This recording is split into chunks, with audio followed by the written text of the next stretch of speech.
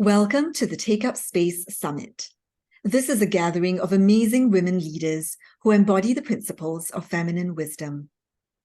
We're living in a time when the old ways of dominance just don't cut it anymore.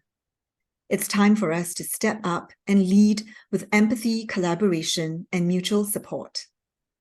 This event is designed to inspire women from all over the world to take up space, to resist and challenge systems that seek to silence or erase our voices, and to do it all with grace and ease. This is your opportunity to honor your power as a woman and to unapologetically elevate every aspect of your life, from your relationships to your career, and to do so with ease and pleasure. So let's celebrate and prioritize the sacred feminine in us and create a beautiful space where we can all thrive together.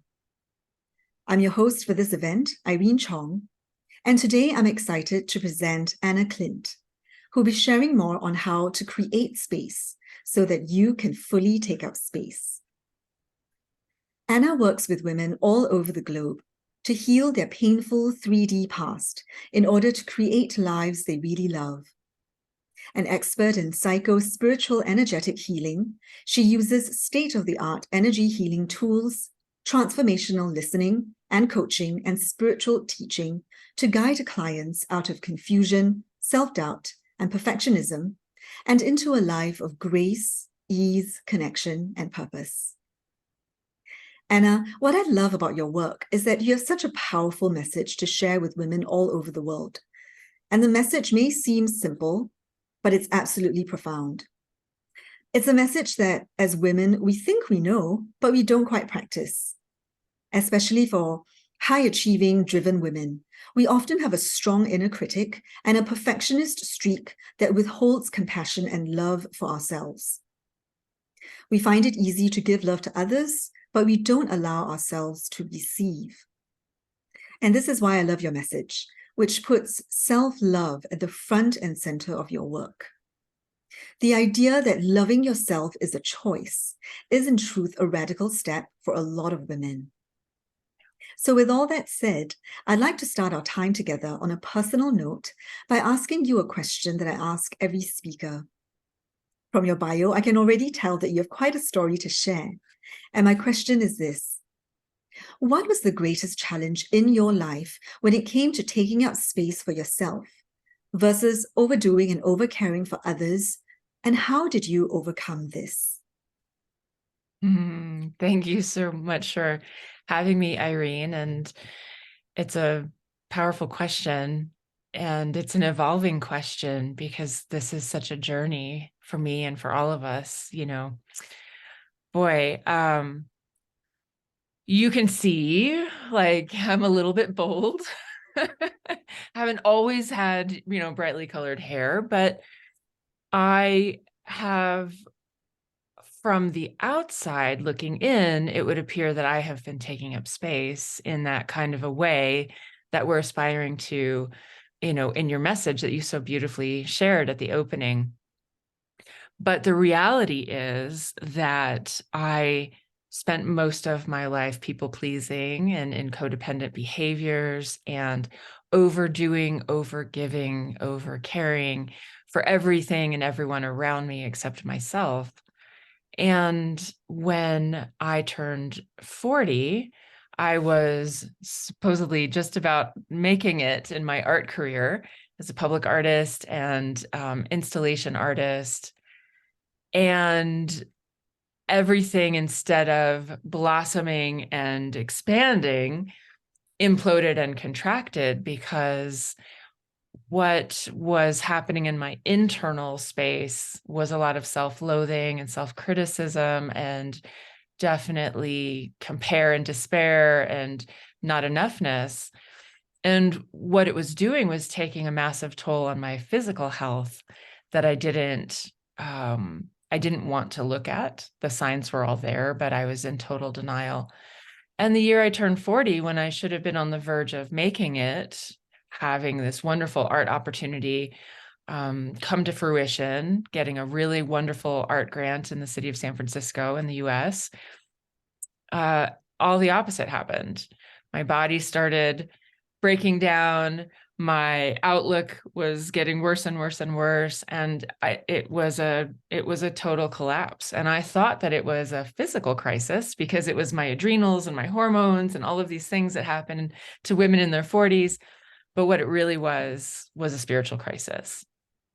And it was a real wake-up call that what I was doing and how I was going about living was not working. And in fact, was actually destroying my body and destroying my mind and my heart and my spirit and everything. And I call that the wrecking ball, when spirit brings the wrecking ball to your life.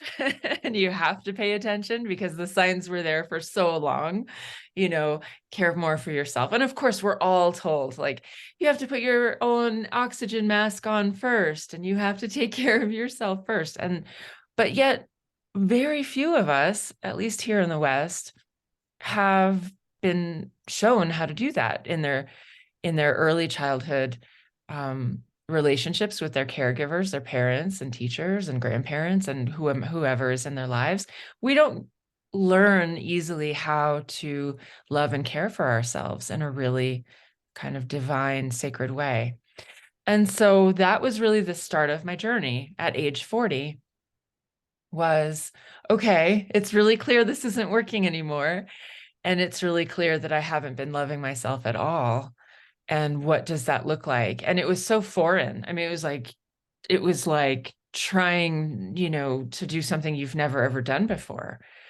It's something that's just so esoteric that you hear about. And in fact, I was one of those people that if you said, oh, you need to love yourself, I'd probably be like, oh God, like roll my eyes, please. And now fast forward like 10 years later, and this is the cornerstone of the work that I do. And I really feel it's foundational to spiritual awakening, this aspect of self-love, that we can't awaken fully to our full potential at all, even remotely, until we can figure out this thing called self-compassion and radical self-acceptance. And so it started there, and it has been an unfoldment. It's a practice that I don't get perfectly all the time. And I have to keep coming back to it and keep reaffirming it and keep loving myself, even when I realize that I'm doing the old stuff that I used to do, or that inner critic, or some part of me is being shunned instead of welcomed to the table. So it's ongoing. It's not a one and done, unfortunately. I wish it was easy like that, like the easy button. You just do it once and you're good. It doesn't work that way. Well, thank you for sharing your story in such a powerful and resonant way. I can relate in so many aspects. And I'm also pretty sure that, in the work that you do with your clients, as I do with mine, that this is actually a universal theme that a lot of women are facing, not just in the West, I imagine in the East as well, which is where I come from. Yeah. What I find intriguing is early on you mentioned, taking care of ourselves, loving ourselves, not just in the conventional way of, say, looking after our health, etc. But you mentioned loving ourselves, looking after ourselves in a divine, sacred way. Yeah. I'd like to, I'd like you to say more about that, especially when it comes to awakening to our full potential, which was another thing that you mentioned as you were sharing your story. So what does, looking after ourselves in a divine, sacred way mean, especially when it comes to helping us awaken to our full, sacred soul potential? Oh, beautiful question. The evolution of my work has gone from, in the very beginning, it was about helping women just really feel good in their bodies. And, that includes the physical, but it also includes like just how we perceive ourselves and etc. And what I realized is that doing this really deep inner work with my clients is that led to the unfoldment of them being able to step into their soul's calling. And now what I'm really starting to see the absolute power of is what I call this psychospiritual energetic healing, which is very trauma informed. Then it's really looking at Like, you weren't born a perfectionist. You didn't come into the world, hating your body. Like, that was learned and conditioned into you. And that's the psychological, that's the psycho aspect of psychospiritual, is that we have these very complex, complicated minds and psyches. And that's what makes us human. And it's amazing, but it's also deeply challenging at times because of our early childhood imprinting. And then you are holding the spiritual aspect of things, which is that we're having this complicated human psychological experience alongside a seemingly simple, but not necessarily easy to access, beautiful spiritual experience, which is not only always beautiful. Sometimes it's really beautiful being human and it's really messy being spiritual. And so I don't mean to elevate one over the other. It's not like that at all, but to be in this space where everything is held. We're holding this deep awareness of the complications and joys and opportunities of being incarnated at this time and place in a human body with a human mind. And we are a soul spark of the divine. And so to love and nourish ourselves in a really divine way, for me, in my perspective and ideology, is about nourishing all aspects of ourselves. So the inner child work, that, bringing home those parts of ourselves that we've banished, or that we got the message or someone else banished. It means honoring our past life experiences, even if they're unconscious, which most of them are. And it also means honoring this aspect of our being, that we are connected to the divine and we are inseparable from that. And yet it's because of the 3D reality of bodies and matter and these five senses that we very often forget that we are connected. And so that's a kind of long-winded way of just saying, divinely taking care of yourself in that divine and sacred way is making space, creating space for your experience.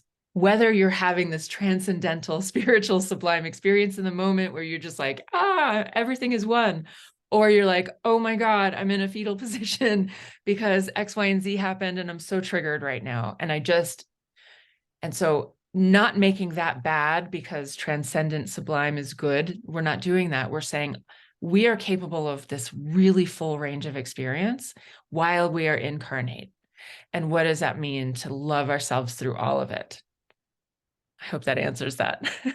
Yeah, thank you so much for giving voice, really, Anna, to the nuanced and holistic aspect of who we are as human beings, touching on the human and the spiritual, the 3D and the transcendental, especially when you talked about just being on this earth. It's complex and challenging. So when we look at nourishing and caring for ourselves, it's not just, for example, looking after the physical or the emotional. There's also, as you mentioned, the psychological, the spiritual. So thank you for just, honoring the complexity of who we are as human beings and all the complexities that we have to navigate as we go through life. Now, with all that said, in your experience, what is one of the simplest ways to take up space on a woman's journey, especially for self-expression and self-realization? The absolute simplest thing to do is to create a habit of simply checking in with yourself. So that means you're going about your day. Maybe you're working, maybe you're driving, maybe you're doing your chores, whatever it is, and to say, hey, how am I feeling right now? What am I noticing right now? Because a lot of times we're holding so much stress and tension, or our mind is like spinning out somewhere on like something. And so to come back into that moment of presence and say, what am I noticing? Oh, wow. Yeah. I'm like I'm like way over there on that tangent, instead of being present with what I'm doing right now. And I notice that I'm tight. Oh, I'm not breathing fully.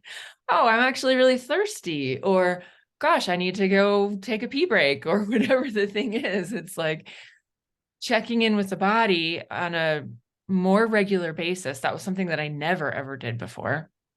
And something that is so simple that it's often really overlooked. But that's like a foundational, fundamental presence practice. And then honoring like whatever's coming up. So it could be like, oh yeah, I'm really thinking about my friend because I'm really worried about them. And then to just like maybe take a moment and just say, okay, I can just send some love rather than actually sending the thought form of worry. I can send some compassion. Or it could be that, gosh, I'm really tense about this thing in my life. Like, what would it be like if I could just actually breathe some space into that? And so learning how to just cue into these sensations that we're experiencing because they're messengers for us. Mm. You know, I hope it's okay to say this, but I feel that oftentimes we teach and we share what we most need to learn. Totally. And this piece around awareness, awareness is a real gift, a present, right? The present of our presence is such a powerful one. It seems so simple, and yet it's something that we actually have to learn and educate ourselves on because it's not Totally. something that we were taught. As you were Totally. talking about all of this, I was just thinking of a very recent experience that I had when I had a tummy upset. Mhm. And I got some coaching around it because it seems like a recurring pattern in my life when something would happen and I would then I would have an upset stomach. Yeah, And when I delved deeper, everything that you have said earlier about not just focusing on the physical, that there are psycho-spiritual aspects to a lot of the symptoms that we experience. You were sharing earlier your story about having experiencing adrenal fatigue and realizing that actually there is a deeper underlying issue beyond just the physical. So absolutely. so my recent experience really highlighted that for me, how ever since I was a child, I was always very sensitive and I was always absorbing and picking things up.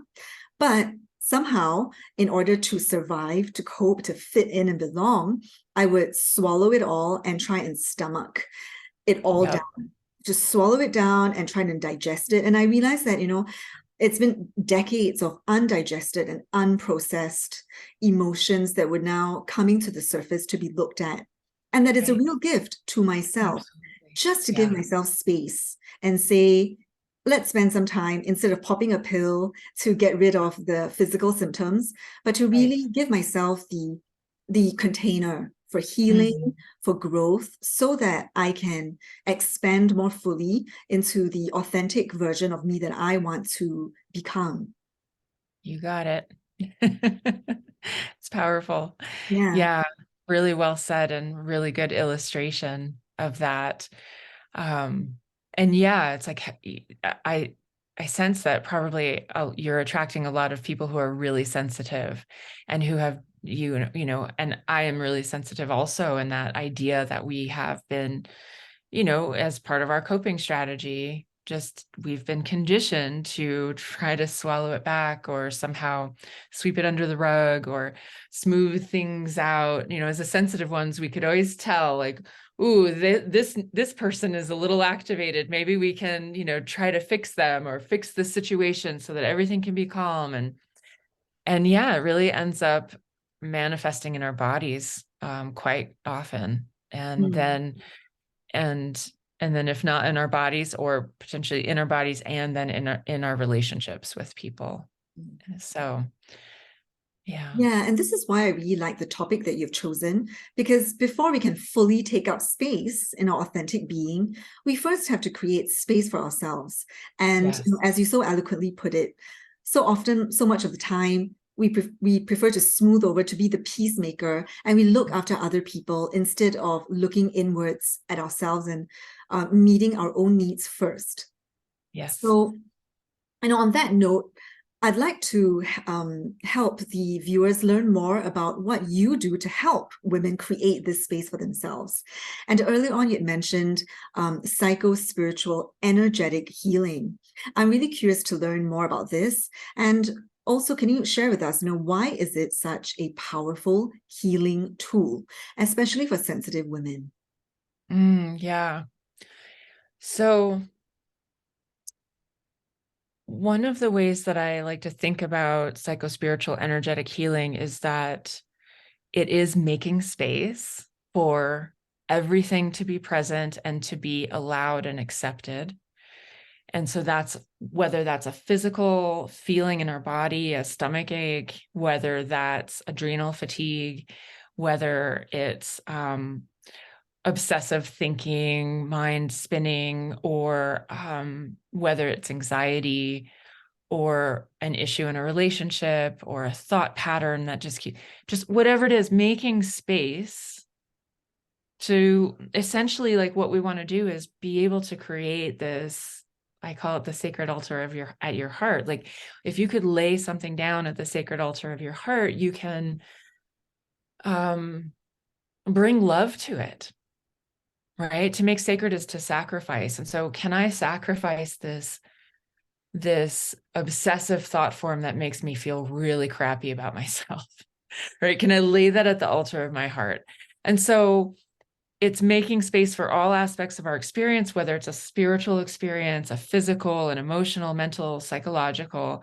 And then we bring in the energetics, right? We bring in, energy healing at its best is going right to the root source of any issue that there is. And rather than treating the symptom is the tummy ache. The symptom is the perfectionism. That's not the root cause. The root cause is this underlying wound and underlying imbalance and underlying energetic charge that's misplaced. And so when we can use energy healing to go right down into the root layer, then it allows the symptoms to disperse, right? So we're not, it's the exact opposite of allopathic medicine that looks at the symptom and how do we treat the symptom? No. We don't want to do that. We actually want to create lasting transformation. And we do that by going all the way down into the root, which is very often for a human being in our unconscious, which is also the same as these energy things are living in our body. And so you've heard of the energy body, we have our physical body and the energy body, and they quite overlap. And so we can use energy healing to kind of weave in, and we use the body as the vehicle to get there. So I hope that kind of explains it a little bit better, It but does. it's deeply Yeah. effective. Yeah. I mean, Mm-hmm. it does. And I actually really like to delve deeper because I feel that this energetic aspect is something that not many people are aware of, or they may be aware of, but and curious about, but potentially, they may have some questions around this. I know that you're a Reiki practitioner yourself, and you also are trained in a modality called Psych K. So I wonder Correct. whether you want to say a little bit more about these two modalities and how you feel that as energy healing modalities, they can help facilitate transformation for your clients. Yeah, absolutely. So I like to think of Reiki as simply the field that I'm working in, right? And I like to think of Reiki as unconditional love. It is life source energy. It is chi. It is like, and so in my worldview, it is really basically just the ground in which I do the work. It's the field. And so other Reiki practitioners may disagree with me, and that's totally okay. I think we all get to use the energy of Reiki in the way that serves us the best. And so I use more predominantly Psyche and the emotion code and my own intuitive healing capacities when I'm working with my clients. But Psyche is at the most fundamental basic level about creating a whole brain state around any issue that we're experiencing. So that means integrating the left and right hemispheres of our brains, but also integrating what I call upper and lower, which is like the conscious mind with the unconscious mind. Because the reality is, from age 0 to 7, we absorb everything we see as fact. There is just no prefrontal cortex online until a kid is at least 7. And so we create all of these narratives that are completely unconscious to us because we're basically in a dream state for those first 7 years of our life.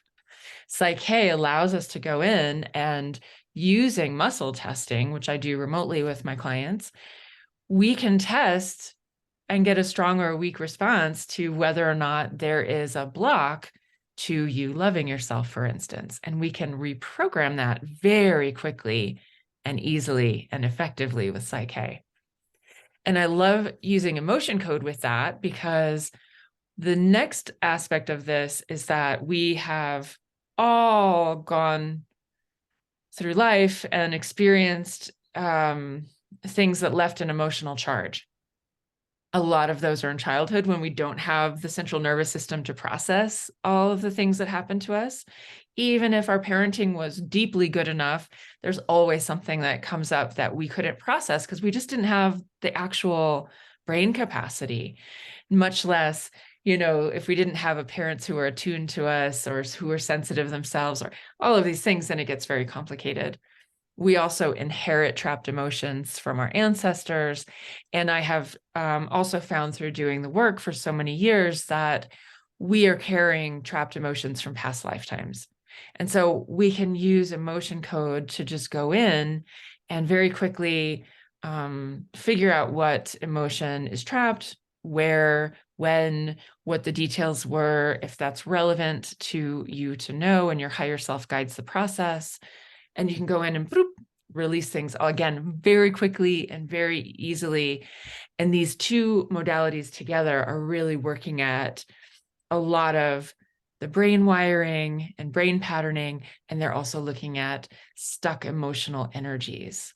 And so then, and then I also do a lot of guided practices. It's all very, very much led by my client and their higher self in a session. So it's not like there's a protocol that we do, but these are just the basic tools that I use. And then it's really also important to just, I always tell my clients this, and I just feel drawn to say this right now. You can do all the energy healing in the world that you want. You can have 10 sessions a week and feel great, but if you do not make different choices in between your sessions, you don't experience transformation. And so again, energy healing can even be used to bypass in certain ways. And this is where we get into that psycho-spiritual energetic healing and this trifecta, because we don't want to bypass our personal responsibility to do things differently. I like to say that energy healing creates an opportunity, it creates a doorway, but you still have to step through it.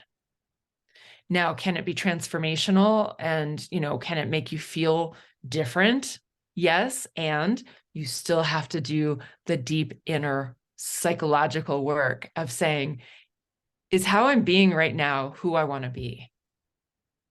Am I being the person I came here to be? I have the potential to be. Am I living up to my values? And so we can use energy healing to just make ourselves feel good in the moment, like a massage will make us feel good in the moment. But if we don't keep up with our stretching in between our massages, and we just rely on our massage therapist to make us feel good, we don't actually create a lot of change. We have to take so much personal responsibility.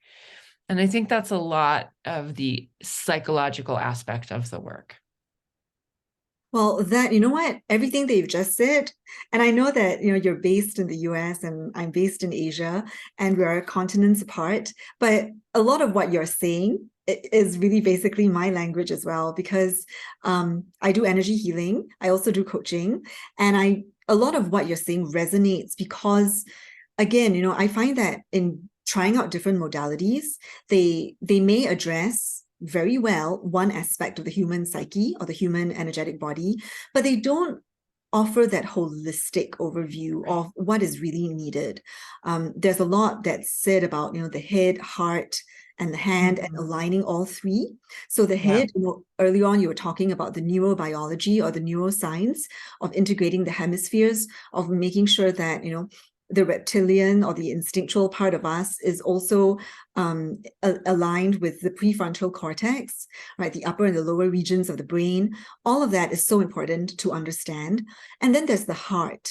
A lot of trapped emotions or energetic blocks are usually located that, even though we are aware, we're intellectually, we understand intellectually, but on a heart level, on an emotional level, there's just so much resistance. I'm thinking of that very cliched analogy of the iceberg, because it is so true. What you see at the top is usually, what our waking minds are conscious of, but there is so much underneath, the unconscious, as you pointed out. And that usually has to do with our emotions and lots of energetic stuff. You mentioned past lives, ancestral, generational trauma that we may have inherited and picked up on and not quite fully addressed. So there's also that bit. And then finally, why do we do all this energy healing? Why do we work on, understanding ourselves better? It's because we want to see results in our lives. We want to manifest, and we want to be able to take the right action. Absolutely. And I will add on to that we are now living in a time where, yes, we want all those things, but it's not enough. Like, because we're living in a time when we are being called forward, just like as you said in the beginning of the opening of this talk, like we are being called to express our gifts in the world. We're being called to make an impact, whether that's a impact in your home with your family, or whether that's writing a novel or standing on stage in front of 1 billion people. I don't know, but it doesn't matter. We're all being called forward into something greater than ourselves. And so, yes, and all of that, I totally agree with you completely. And then there's this great, we're being called to service. And the beautiful part is that I like to remind people who are like, oh gosh, I don't know about service. All of the things that we want for ourselves personally get fulfilled as we're doing that, as we're living into that calling. So we don't get, it isn't like, oh, I could feel good and I could, love myself and I could have results in my life, or I could live in service. It's like, no. It's all one package. And that's what's really exciting, is that we feel as humanity is evolving and we're on this awakening and ascension path, like it's no longer enough to just want to see those results in our own life. It's about this greater good. Yeah, I love how you're pointing to the interconnectivity, the interdependence of things that, just as we want to be happy, just as we want to serve ourselves, that also has a ripple effect, whether we are conscious of it or not. When we are being of service to ourselves, we are also serving a wider community, be it family at home, in our careers, in a wider sphere, on a huge public platform, whatever it is. The first step is really, as you say, like loving ourselves, creating space for ourselves so that we can bloom and flourish. At this point, I'd like to circle back to what you mentioned at the beginning. One of the questions I started out by asking was, what is one of the easiest first steps that a person can take to come into self-realization and authentic self-expression? And you had mentioned awareness. And after sharing all of your wisdom and knowledge here, one of the things that kept coming up was, but what if I'll speak for myself. What if I have such a strong inner critic, an inner judge, that when I'm aware of what's going on, maybe I'm feeling that contraction in my stomach.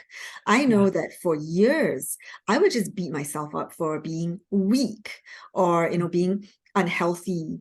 And I would just bash myself up with, why can't I be strong? So what happens? Like, what's the next step beyond, like after awareness as the important first step, making space for that? But how then do we address the perfectionistic, judgmental tendencies that can often come up? Yeah, that's such a really poignant question, because you really touch on something that I felt so deeply as you were speaking. I was like, oh, I know that feeling. And I know a lot of women really know that feeling. So, yes, awareness is the first step. And then if you like this, I can lead you through a practice right now on that. It's, I like to call it holding an expansion. And it's really actually a conglomeration of a couple of different ancient wisdom practices. This is not like something that I've invented, that I have some kind of a patent on. But it's a certain way of bringing things together that I do. And I would love to lead you and our audience through that. And the first step really is awareness. So if you're feeling fantastic in this moment, great. I love that. You can bring, this is not just for like uncomfortable feelings or something we might label bad. You could do this to grow and expand good feelings as well, and hold and create space for to, so if you are feeling real satisfaction and you want to make that satisfaction last longer, great. But a lot of the times, let's be honest, what we're feeling is contraction or fear or worry or this, upset in the stomach or like the critic. So let's all name the one thing we'd like to bring into the practice. So whether it's a tummy upset or the inner critic is rising up and making herself known, whatever it is, we're just going to name it and we're not going to judge it. We're just going to say, okay, let's see what happens. We're going to bring this into our practice. Okay. And then I love to start with grounding. So if you can put your feet on the floor, or, you might, as our audience member, be laying down or sitting up. It doesn't really matter, but just get comfortable. And if you're sitting, you can feel into your sits bones. You can feel the support beneath you. If you can put your feet flat on the floor, that might be useful and helpful. And you can see I like to close my eyes. If that feels comfortable for you, you can close your eyes. You can do this with your eyes open just as easily with just a soft gaze. And just allow yourself to feel into the presence of the earth beneath you. We are tethered to the earth by gravity. Gravity is the earth's way of letting us know we belong here. And so if it feels resonant for you, growing roots from your soles of your feet down into the earth or from your root center, or you could imagine a grounding cord from the base of your spine going deeply into the earth. And just take a moment to really settle into this feeling of connection with the earth.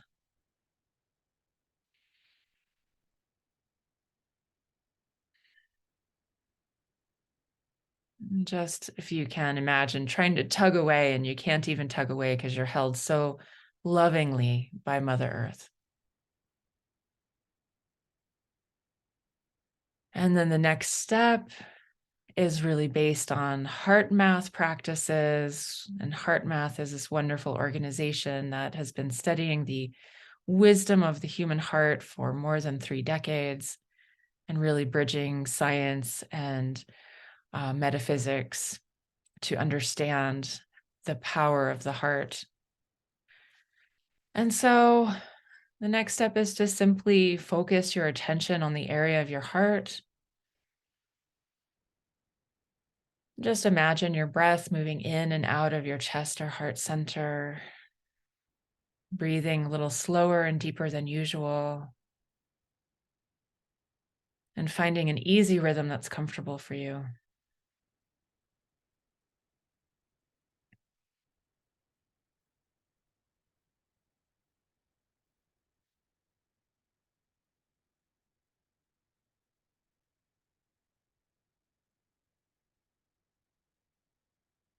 And then I invite you to make a sincere attempt to re-experience a feeling of love or compassion that you have for a person or a being, like an animal or a place on the earth or your favorite tree, or even just recalling the feeling of watching a beautiful sunset. We want a feeling of love that is deeply uncomplicated. And if that's hard for you to reach for, you could go just for presence or calm. And so while you breathe through your heart, just do your best to feel that feeling in your body.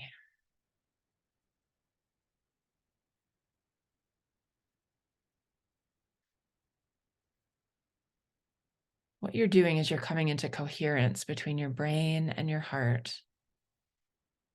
And coherence is a way that creates balance and harmony. It's a way that we create space for ourselves, actually. And so drawing up that beautiful sunset feeling,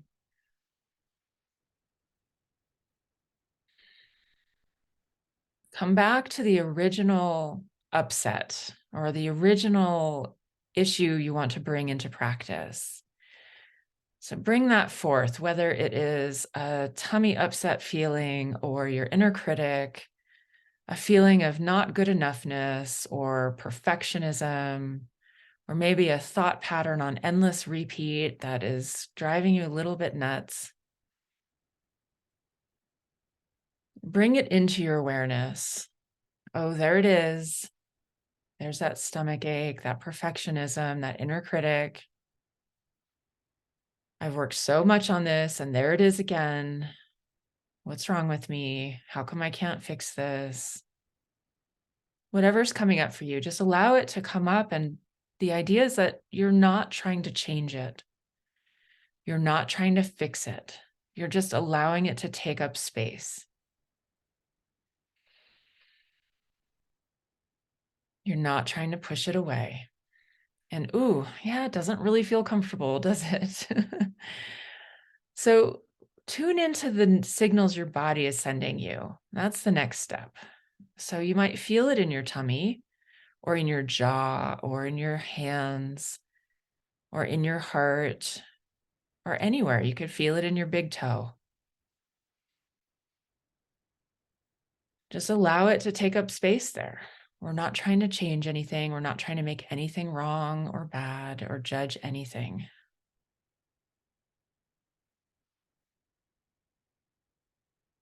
I personally am noticing some tension and flip-floppy feeling in my stomach, some nervousness. And so your invitation now is to breathe in some airspace around what you're feeling, around what you're noticing. So if your temples are tight or you have a headache, you could breathe air all up into and around that. If it feels good, you could put your hands on part of your body or a couple of parts of your body that might feel tense, and just use the innate healing energy that you have and just breathe some space around that. So I'm going to stop talking and I'm going to give you some silent space to just be breathing airspace into whatever spaces in your body, places feel slightly uncomfortable or a lot uncomfortable.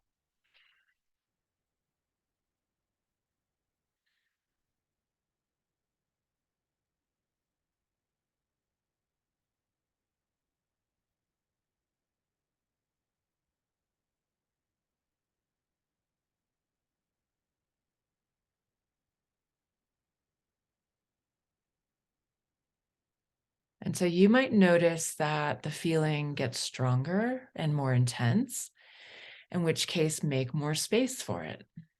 You might feel and notice that it's getting less intense and subsiding, and just keep making space for whatever is coming up for you.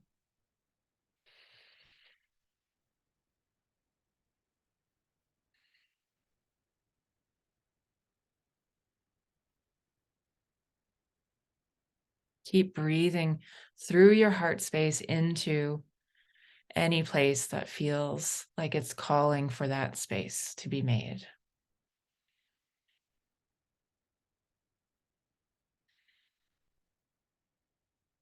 You might feel the need for space moving to different areas of your body. Just go with it. Follow this impulses, follow your intuition.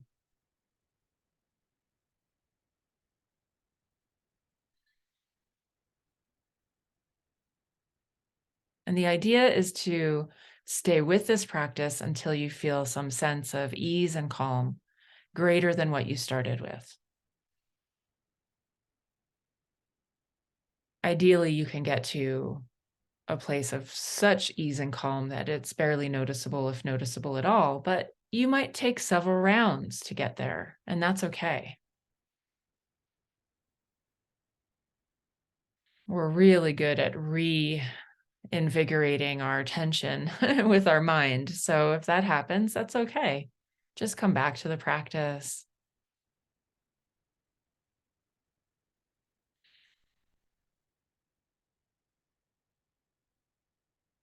And so when you feel like you've gotten to a place of resolution, and if you haven't yet, definitely press pause on the recording and keep going with your breath. But assuming that you have, because we're setting this intention that you have, and we're practicing together, even though we're separated by time, we're still practicing together. We're going to now breathe that feeling, that good sunset feeling, that love, compassion, peace, neutrality feeling into the space. Let's say if it was your stomach or your shoulders or your neck, you're just going to use your mind, your intention, your love, your care for yourself to send that good feeling into that area that was previously tense. We're going to fill it up now. If we released something, now we want to fill that with this energy, this intention of love and well-being.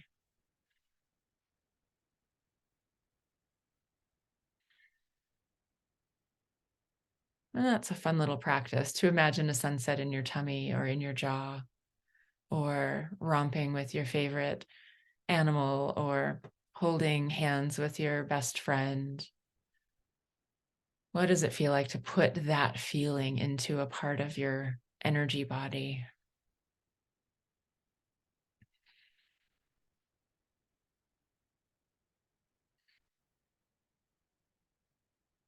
Mm-hmm. And so then from there, we just back out the way that we came. So we give thanks and gratitude for our beautiful body, for showing its wisdom to us. We come back to the heart and breathing through the heart. And then we notice that we're still grounded and connected to Mother Earth. And we thank Mother Earth with a grateful heart for always holding us. We are always held. We forget this, but we are always held. And so drawing up those roots, drawing up that grounding cord, coming back to presence in this moment, your sits bones or the seat beneath you, perhaps noticing the temperature of the air in the room and how your clothing feels on your body, moving around, stretching. Yes, perfect. And as you do this practice more and more and more, it can come quicker and quicker and quicker. And that's where it can be the tune in of how am I doing? Noticing this. Okay, heart, love, space, and then get back to writing that email or whatever the thing is that we have to do in our daily lives.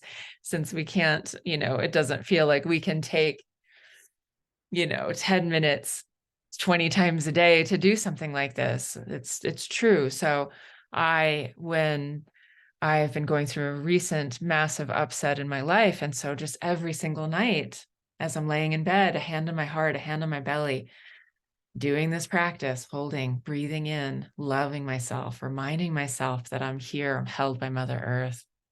So I just invite you into that. And how was that for you, Irene? Oh, Anna, it was gorgeous. Um, so let me just share my experience. And I thought it was really interesting because, as I shared with you earlier, I had experienced a tummy upset that I realized went a lot deeper than just a physical upset. And when I got myself a coaching container and I went through a process that I also take my clients through, I basically delved deep and unpacked what was at the root, what was at the core of this energetic imbalance. And the conditioned belief that came up was, oh, there's something wrong with you. So I remember getting this image of being made to swallow a poisonous rock that, of course, would have been hard. That would have been hard for my stomach to digest and process, and that it was causing a lot of pain and discomfort. So I cleared that out. And this is why I love the fact that your practice is called holding and expansion. So I cleared that out, but over the next couple of days, my stomach was still healing, so it wasn't quite over just yet. And I had this impatience and frustration arise, like, oh, I thought I cleared Totally. that. Why am I still not well? And it's hard to feel emotionally vibrant and positive when physically you're still under the weather. So that was a Yeah. challenge for me. Um, and because it happened so recently, it's still very fresh in my mind. So with this practice that you just guided us through, I found it really potent and powerful because it was about holding. I was still holding that limiting belief of, oh, there's something wrong with me, which is a conditioned belief from my childhood. And then filling that container with love, with that sunset glow that you mentioned. And I realized that in that space, with my eyes closed, I started feeling, I could hear my tummy rumbling a little bit. It was almost like it was talking to me and giving me a message. So Yeah. I want to thank you for how valuable this short practice Oh, has been for me, because it got oh, me to settle inwards and realize that, oh, my tummy, it is healing, but it needs time. Just yeah. like, when we have a wound on our skin, it's not going to heal overnight. We may have Right. cleaned the wound, we may have, put a bandage over it, but we've also got to give ourselves time.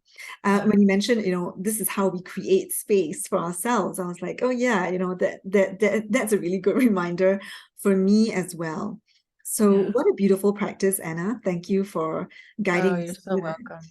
I'm so glad. And yeah, I resonate with that so much. Like we do a process, we do some work, and we're like, well, why am I still? It's because we're unwinding, we're unraveling this thread that's been so knotted up for so long. And to be kind with ourselves, to be compassionate, and to remember that we do have to fill the space of what was there, that poisonous rock is this, you have to fill that space now with your intention of what you would rather be in there. And so that's where your strength, your inner strength, your love for yourself and for others and for your work or whatever the thing is, that's right for you. You want to bring that into that space. And Mm. so beautiful. Thank you for sharing that. I'm glad it was useful for you. Yeah, and I also know that, there's this term that I've heard you mention, and also it's also something that Tara Brach teaches. So I'm guessing you're aware of her, and it's called radical self-acceptance. Yeah. I wonder if you can say a little bit of how bringing radical self-acceptance into this practice of holding and expansion can really amplify the transformation that we can experience, where we bring Yeah. awareness and presence back to ourselves. Totally. To use your example, Irene, that you did this work, it was powerful, you felt that something had changed, and then some days later, your stomach is still hurting, and you're like, "Argh!" And so radical self-acceptance is going, "Argh! Why is it still like this?" And then your other, it's like the angel and the devil almost on your shoulder. So the radical self-acceptance is saying, I see that you're frustrated, self. I see that you just did this beautiful work and your stomach is still cranky with you. And I see that it's frustrating. I get that it's frustrating. You have every right to be frustrated. And I'm going to allow, and so like radical self acceptance is saying, like, I'm frustrated and that's okay. Now, that's different from saying, I'm frustrated and I'm going to stay frustrated as long as I want to because I'm going to be right that this doesn't work or this is wrong or they wounded me or that's not radical self-acceptance. Radical self-acceptance is saying, this is what I'm experiencing right now. And previously, I would make that wrong, but I'm not going to make that wrong right now. And so, if you are familiar with parts work like internal family systems or family constellations or inner child work, radical self acceptance is like allowing that child part of you that is frustrated. Like there's a part of us that is frustrated. That's real. That's that messy human experience that we're having. And so just to be able to make space for that part to just, I like to imagine like a large dinner table. And frustration has a right to that table, just like love and light and happiness and joy. And it's like, no, actually, like we're complicated and we have all these feelings. Now, do I want frustration at the head of the table, making all the family decisions? No, no, I don't want that. But frustration still needs a seat at the table because it's a part of me. Just like, there was an inner child part of you that had to swallow that poison stone. And so by denying that frustration, you're denying that experience that you had as a child, and that just leads to more frustration and more pain. So to create the most space, we want to just say, nope, I'm not going to make it wrong that I feel wounded in this moment. I'm going to say, I feel wounded in this moment, and I'm going to give myself some space around it. I might take it into the holding. And then I might say, do I want to continue to feel wounded? Is that serving me right now? And I might say, yes, it's totally serving me, damn it. And then I'm going to say, okay, I'm going to stay feeling wounded, and that's okay. So it's just about like not making it wrong just because it's not spiritual enough, or I've already done so much work on this. It's about just, okay, I see that I'm still frustrated. Great. That's an opportunity for me to do more healing, which is, to use everything as an opportunity for growth, expansion, taking up space. Because that's where our power lies. Every single time we try to push that away, I shouldn't feel frustrated, I shouldn't feel wounded or angry or whatever, we're giving our power away. And what your whole thing is like, we are here to take our power back as women. And we cannot do that if we're denying parts of ourselves. Yeah, I really love the analogy you gave of the dinner table, because when it boils down to like what radical self-acceptance really boils down to is honoring all parts of ourselves, the messy, ugly, unattractive parts that we feel an aversion to. It's honoring and accepting that they are also present with us. And, the inner critic, that she or he may never go away because it's so conditioned in us. As you mentioned earlier, a lot of this negative limiting beliefs were formed at a very tender age, and they tend to stay with us.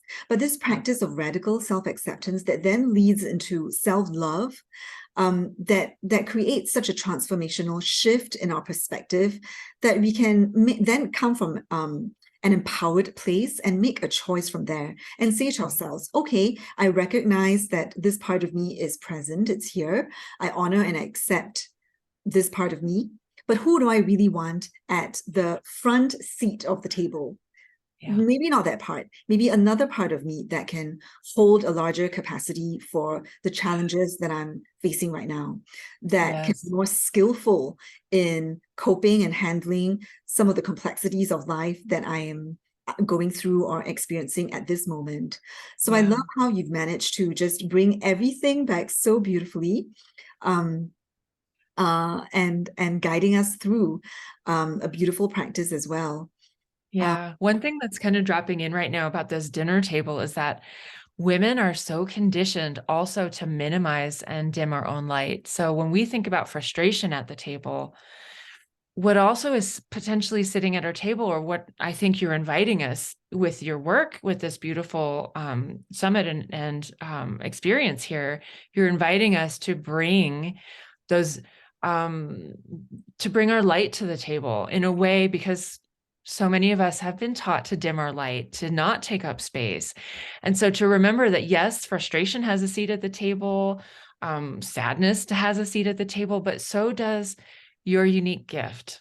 So does your humor, your compassion, your joy, your creativity, like whatever it is for you, like to remember that this is a big full table that you have. And actually you're taking up the most space when your table is completely full and you've got all the parts of yourself there to really, that's when we're the most resourced and the most alive. And we have the most to offer this beautiful world. Yeah, what a beautiful note of inspiration, Anna, that you're ending on here. I love it. It's a reminder really that we all have that bright light inside of ourselves. We simply need to shine, and what shining means is we don't dim it. We don't minimize or hide and contract. We simply allow ourselves to take up space by creating that loving space for ourselves, so that we can be fully present. Yeah. Mm. Yeah. So thank you so much, Anna. And at this point, I'd love for our audience to know how they can find out more about your work. So I think this is the perfect time for me to say more about the generous gift that you're offering to all summit attendees. I love your free gift because I feel that, if the audience watching this has already gained so much from your wisdom and your knowledge, they are going to love the 10-day self-compassion challenge that you have. So it's a self-compassion challenge from self-critic to self-love in 10 sweet days. Beautiful. And this challenge will support you in cultivating the power of soulful self-compassion as you learn to take up space. The link to the sign up can be found right here on the summit page. But Anna, would you like to share something? Would you like to add on about your gift offering here? Yeah, sure. It's just a really beautiful mini course that will come to your inbox, one email a day. And it is a whole variety of different self-compassion practices and tools so that you can get to know different tools, because not everything works for everybody. And so it's a little short, but extremely value added journey. I've had people tell me that I should be charging a lot of money for this course. It's essentially a short course on self-compassion, but I feel so strongly about self-compassion, as you can glean from my own story with it, that it's so fundamental to us, being able to feel okay in our bodies and to take up space and to be creative and to live into our purpose and our passions. So that's why it is my offer, and it's just wonderful. And I would love to hear from you if you take the self-compassion challenge, because I've gotten such wonderful feedback. And so, yes, I'm just really grateful to be here and to be on the journey and to get to talk about things like this with you and our beautiful audience. Thank you, Irene, for arranging it. And thank you, Anna. This has been such a blessing. I feel that our conversation so far has been very rich and deep. It encompasses really everything that I wanted to touch on when I designed the summit. Right. My biggest takeaway really was that as human beings, as women, we're not just physical beings. There's also the psycho, spiritual, energetic component that you spoke of. And so how important it is for us to create space for ourselves for all these aspects, and not just one, in a piecemeal fashion, so that we can fully take up space. Yeah. Yeah. So this has been such a blessing to share space with you and have a very deep, authentic conversation about the importance of self-love. So a final big thank you, Anna, for your time, your energy, and the amazing work that you put out there. Oh, thank you so much, Irene. This has been just wonderful to be here with you today. I've enjoyed every minute of it.